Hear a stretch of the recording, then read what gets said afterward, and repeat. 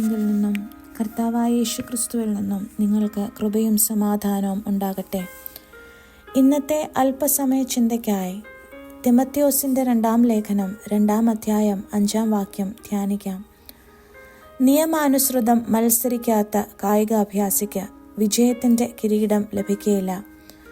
വിശ്വാസികളായ നാം ഏവരും ഒരു കായികാഭ്യാസിക്ക് തുല്യമാണ്, ഒരു അത്ലറ്റിന് തുല്യമാണ്. നമ്മുടെ ഓട്ടക്കളം വിശ്വാസ ജീവിതമാണ്. അതിൻ്റെ കോച്ച് അഥവാ പരിശീലകൻ പരിശുദ്ധാത്മാവും അതിൻ്റെ നിയമാവലികൾ കൃത്യമായി എഴുതി ചേർത്തിരിക്കുന്ന പുസ്തകം വിശുദ്ധ വേദപുസ്തകവുമാണ്. നമ്മുടെ ലക്ഷ്യം ദൈവം നമുക്ക് വേണ്ടി ഒരുക്കി വച്ചിരിക്കുന്ന നിത്യതയാണ്. ലോകത്തിലേക്ക് നോക്കുമ്പോൾ ഒരു കായികാഭ്യാസിയെ കാണുമ്പോൾ തന്നെ നമുക്ക് തിരിച്ചറിയാം, അല്ലേ? കായിക പരിശീലനം നേടിയ വടിവൊത്ത ശരീരം, എപ്പോഴും ചിന്തയിലും പ്രവൃത്തിയിലും അവർക്കൊരു ലക്ഷ്യമേ ഉണ്ടാവുകയുള്ളൂ: എങ്ങനെ വിജയം കൈവരിക്കാം. അവരുടെ ഭക്ഷണക്രമങ്ങൾക്ക് വ്യത്യാസമുണ്ട്, അവരുടെ വസ്ത്രശൈലിക്ക് പോലും വ്യത്യാസമുണ്ട്. അവർ ഓട്ടക്കളത്തിലായിരിക്കുമ്പോൾ മറ്റുള്ളവരിൽ നിന്നും വ്യത്യസ്തരാണ് എല്ലാ രീതിയിലും ഒരു കായികാഭ്യാസി. അതുപോലെയാണ് വിശ്വാസ ജീവിതത്തിലായിരിക്കുന്ന നാം ഓരോരുത്തരും. ഈ ലോകത്തിലുള്ള എല്ലാവരെയും പോലെ നമുക്ക് ജീവിക്കാനാകുമോ? ഇല്ലേ ഇല്ല. ചില നിയമങ്ങളുണ്ട്, ചില ചട്ടങ്ങളുണ്ട്, ചില കാര്യങ്ങൾ വർജിക്കേണ്ടതുണ്ട്. കാരണം നമ്മുടെ ലക്ഷ്യം ആ വാടാത്ത കിരീടം പ്രാപിക്കുവാനാണ്, ആ ജീവന്റെ കിരീടം പ്രാപിക്കുവാനാണ്. അതിനു വേണ്ടിയ ചില അടിസ്ഥാന നിയമങ്ങൾ നമുക്കിന്ന് ഒരുമിച്ച് ചിന്തിക്കാം. ഓട്ടക്കളത്തിന് പുറത്തുള്ള 2 നിയമങ്ങളെക്കുറിച്ച് ആദ്യമായി ചിന്തിക്കാം. 1. കായിക പരിശീലനം. എല്ലാ ദിവസവും കൃത്യമായി പരിശീലനം ചെയ്യണം. പ്രാർത്ഥനയിലും ഉപവാസത്തിലും നമ്മുടെ സമയങ്ങൾ ചെലവഴിക്കുക.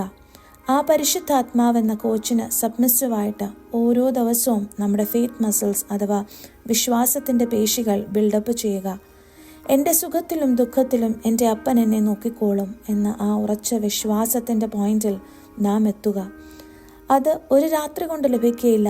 കൃത്യമായ പരിശീലനത്തിലൂടെ മാത്രമേ അത് കൈവരിക്കുകയുള്ളൂ. 2. ഭക്ഷണ ക്രമീകരണങ്ങൾ. നമ്മുടെ പുറമേയുള്ള മനുഷ്യനെ അല്ലല്ലോ വിശ്വാസ ജീവിതത്തിൽ നാം പോറ്റി പുലർത്തേണ്ടത്. നമ്മുടെ അകമേയുള്ള മനുഷ്യനെ, ആ ആത്മീക മനുഷ്യനെയാണ് നാം നർച്ചർ ചെയ്യേണ്ടത്. ദൈവവചനം എന്ന മായമില്ലാത്ത പാൽ ദിനവും കുടിക്കുക.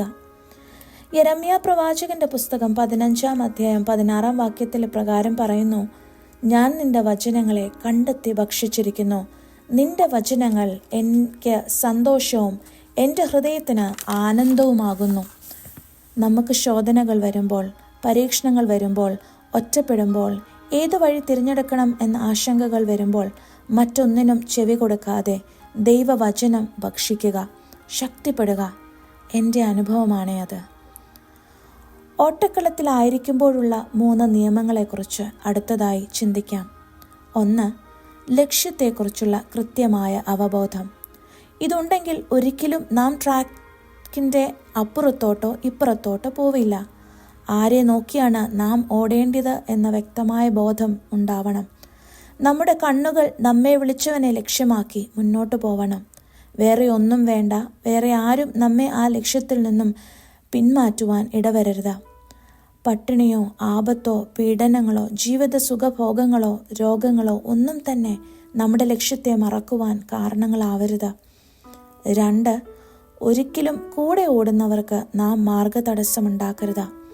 നമ്മുടെ വാക്കുകളും പ്രവൃത്തികളും നമ്മുടെ സഹവിശ്വാസികളെ ദൈവത്തിൽ നിന്ന് അകറ്റുവാൻ ഇടവരരുത്. അവർക്ക് എപ്പോഴും താങ്ങും തണലുമായി കൂട്ടായ്മ ആചരിച്ച് ഉത്സാഹത്തോടെ ഓട്ടമോടുക. 3. ഒരിക്കലും നിങ്ങളുടെ ഓട്ടം പകുതിയിൽ നിർത്തുവാൻ ഇടവരരുത്. വിശ്വാസ ജീവിതത്തിൽ തുടക്ക കാലഘട്ടത്തിലെ തീക്ഷ്ണത മുന്നോട്ടും തുടരുവാൻ ഇടവരണം. ഒരു കാരണവശാലും അതിനൊരു വിഘ്നം വരരുത്. മുന്നിൽ വച്ചിരിക്കുന്ന ഓട്ടം സ്ഥിരതയോടെ ഓടുക. കൊരിന്ത്യർക്ക് എഴുതിയ 1 ലേഖനം 9 അധ്യായം 24 വാക്യത്തിൽ പറയുന്നത് പോലെ നിങ്ങളും പ്രാപിപ്പാൻ തക്കവണ്ണം ഓടുവേൻ. നമുക്ക് മുന്നിൽ വച്ചിരിക്കുന്ന വിശ്വാസ ജീവിതം സ്ഥിരതയോടെ, മടുപ്പില്ലാതെ, കൃത്യമായ ലക്ഷ്യബോധത്തോടെ വാടാത്ത കിരീടം പ്രാപിക്കാൻ തക്കവണ്ണം ഓടുക. അതിനായി ദൈവത്തിൻ്റെ പരിശുദ്ധാത്മാവ് നമ്മെ ഓരോരുത്തരെയും ബലപ്പെടുത്തട്ടെ, ശക്തിപ്പെടുത്തട്ടെ.